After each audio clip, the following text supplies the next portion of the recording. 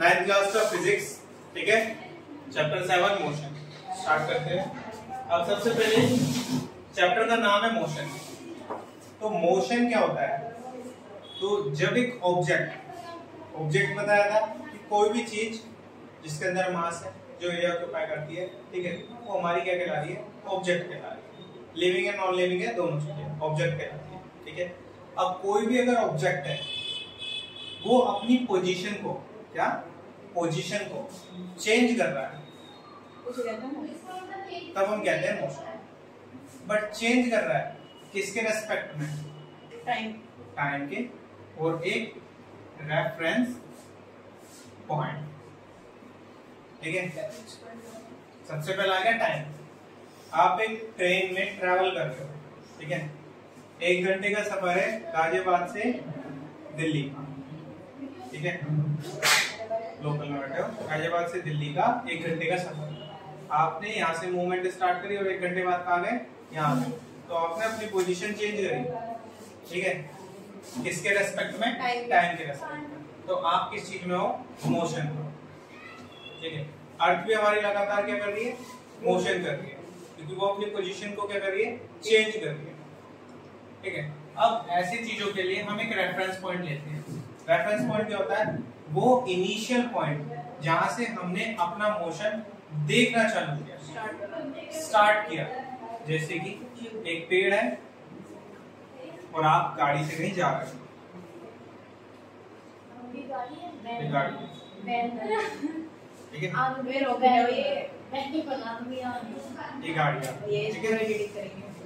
खिड़की बना दो, अच्छी खिड़की खिड़की में बैकलाइट बन गया है, बस बहुत है गाड़ी में। थोड़ा टायर थोड़ा और वो कर दो। चुप रहो यार, वो है कौन सी गाड़ी है वो? मैं इसकी लाइट थोड़ी सी रिफ्लेक्शन है। बस था मेरे शायद से कौन सी गाड़ी होती है? पेड़ होंडा हमारे ये कुछ ज्यादा तगड़ी है जो दोनों साइड से चलती है।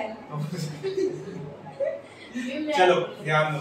अब यहाँ से हम मोशन करते हैं, यहाँ से गाड़ी स्टार्ट करी है और ये चलना स्टार्ट कर दिया। तो ये जो स्टेशनरी ऑब्जेक्ट है, ठीक है, ये जो स्टेशनरी ऑब्जेक्ट है, ये इस गाड़ी के लिए क्या है? रेफरेंस स्टार्टिंग पॉइंट, ठीक है, पॉइंट। तो कोई भी एक रेस्ट में अगर कोई ऑब्जेक्ट खड़ा हुआ है तो वो हमारी मूविंग बॉडी के लिए रेफरेंस पॉइंट होगा। समझ में आया? तो मोशन क्या होता है? When an object change its position with respect of time. क्या बोला? When an object change its position with respect of time, then we say the body is in motion, ठीक है। कोई भी बॉडी अगर वो मोशन कर रही है तो अपना पोजीशन चेंज करेगी। पहला पॉइंट हमारा खत्म हो गया। सेकंड पॉइंट आता है, यहाँ पे हम मोशन को है ना 2 पार्ट में बांटते हैं। पहला आता है एक डिस्टेंस और डिस्प्लेसमेंट, दूसरा आता है प्लेस मैन। देखो जैसे सब इंसान है पर सब इंसान के नाम क्या क्या है? अलग अलग। सेम तरीके से जब हम एक नई डेफिनेशन पढ़ते हैं ना, उसका मतलब होता है किसी दूसरी चीज के लिए एक स्पेसिफिक नेम। जैसे डिस्टेंस और डिस्प्लेसमेंट दोनों एक तरीके से हम चल ही गए, ठीक है, दोनों एक तरीके से क्या है? चाल है, मोशन है। बट मोशन में डिस्टेंस हमने अलग नाम दिया है, डिस्प्लेसमेंट हमने अलग नाम दिया है, वो उनके फीचर्स पे दिया है। जैसे मुस्कान, ठीक है, सोनम, दोनों अलग अलग नाम है। यहाँ दोनों लड़कियां ही बट नाम क्या है? दोनों अलग अलग है। तो मुस्कान को जो बुलाऊंगा तो मुस्कान ही सुनेंगी और सोनम को जो बुलाऊंगा तो सोनम ही सुनेंगी। होगा नहीं होगा? सेम बेसिस में अब हम डिस्टेंस जो टर्म है उस टर्म को देखते हैं कि डिस्टेंस किसे कहते हैं। मान लो कि यहाँ पे आपका घर है, ठीक है, और यहाँ पे आपकी चाचा का घर है, ठीक है, और ये गली है,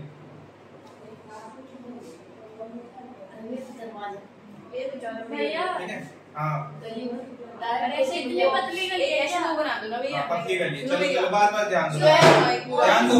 ये और किसी का घर नहीं है, कोई किसी का घर नहीं है, बस चाचा का। ये तुम्हारा हो गया और ये चाचा का हो गया। तो खेत तो ठीक है, ये तुम्हारा हो गया और ये चाचा का हो गया। ठीक है, अब अगर आप ये है 200, यहाँ से आपका यहाँ से चले, ठीक है, यहाँ है, ये हमारा 10 मीटर का रास्ता, ये 50 मीटर का रास्ता, ठीक है, ये 2 मीटर का रास्ता, ठीक है। ये तो डिस्टेंस क्या होता है, हम यहाँ से चले और यहाँ चल के पहुंच गए, ठीक है। यानी टोटल लेंथ क्या होता है, distance total length of path कितनी बैठी, 50, 60, 60, 2 metre. Total length of the path is called distance, ठीक है। अब बात करते हैं डिस्प्लेसमेंट की। यहाँ है ना घर है बहुत सारे, ठीक है, अब क्या किया, अब हमने क्या किया भाई, जल्दी जाना, तो यहाँ से ये कूदे, यहाँ से ये कूदे, यहाँ से ये कूदे और यहाँ चाचा के घर सीधे, ठीक है। तो the shortest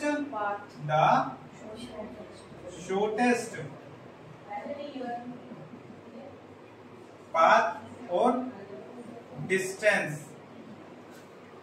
between two point is called displacement. Clear हुआ दोनों चीजें।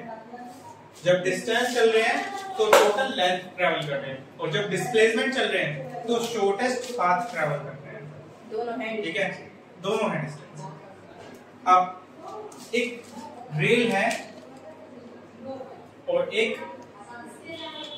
प्लेन है,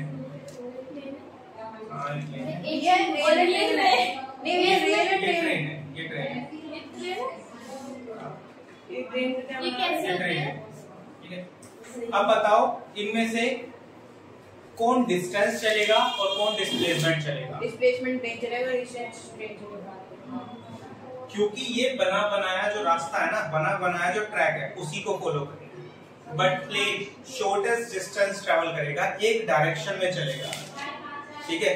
अब हमारे स्काई में तो ऐसा कोई पाथ है नहीं स्पेसिफिक कि इस रास्ते पे जाना है, तो वो डायरेक्शन में चलेगा। तो इससे हमें एक चीज क्लियर हो जाती है कि डिस्टेंस में कोई डायरेक्शन नहीं होती, बट डिस्प्लेसमेंट में क्या होती है, डायरेक्शन। डिस्टेंस में कोई डायरेक्शन नहीं होती, बट डिस्प्लेसमेंट में क्या होती है, डायरेक्शन होती है, ठीक है। तो डिस्टेंस में नो फिक्स्ड डायरेक्शन, बट इसमें क्या होती है, फिक्स्ड और ये स्ट्रेट ही चलेगा, डायरेक्शन, ठीक है भाई। एक चीज पूछना है, हाँ बोलो। इसमें 64 और अपने घर पे भैया डिस्प्लेसमेंट कितना निकलेगा, डिस्प्लेसमेंट कितना निकले वो हम निकालेंगे पाइथागोरस थ्योरम से, ठीक है। जैसे ये मान लो ये पूरा 50 हो गया और ये 2 है और ये हमारा कितना था, 10 था, तो 2 और 10 कितना हो गया, ये हो गया हमारा 2 और 10 हो गया हमारा कितना हो गया, 12, ठीक है। तो टोटल हो गया। तो अब यहाँ से हम इसका पाइथागोरस थ्योरम लगाएंगे और हाइपोटेनस निकाल देंगे, ठीक है। बेस हमारा 50 है और परपेंडिकुलर जो वो बना पा रहा है हाइपोटेनस से हमारा निकल जाएगा, ठीक है।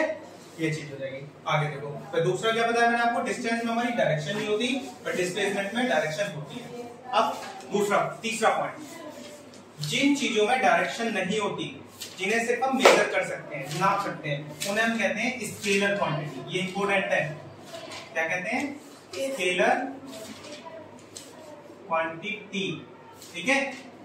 और जिन चीजों में डायरेक्शन होती है, मैग्नीट्यूड के साथ साथ डायरेक्शन होती है, उन्हें हम क्या कहते हैं, वेक्टर क्वांटिटी। डिस्टेंस की ऐसा यूनिट होती है, ऐसा यूनिट नहीं होती, जितना बोल रहा हूँ सिंपल। डिस्टेंस जो होता है उसमें कोई डायरेक्शन नहीं होती, ये ऐसे गया फिर मुड़ गया फिर सीधा गया फिर उल्टा गया, ठीक है। बट जब हम डिस्प्लेसमेंट ट्रैवल कर रहे हैं तो उसमें एक फिक्स डायरेक्शन है, नहीं? तो जिसमें फिक्स डायरेक्शन होती है उन क्वांटिटीज को हम कहते हैं वेक्टर क्वांटिटीज। जिनमें डायरेक्शन फिक्स नहीं होती उन्हें हम कहते हैं स्केलर क्वांटिटीज, ठीक है।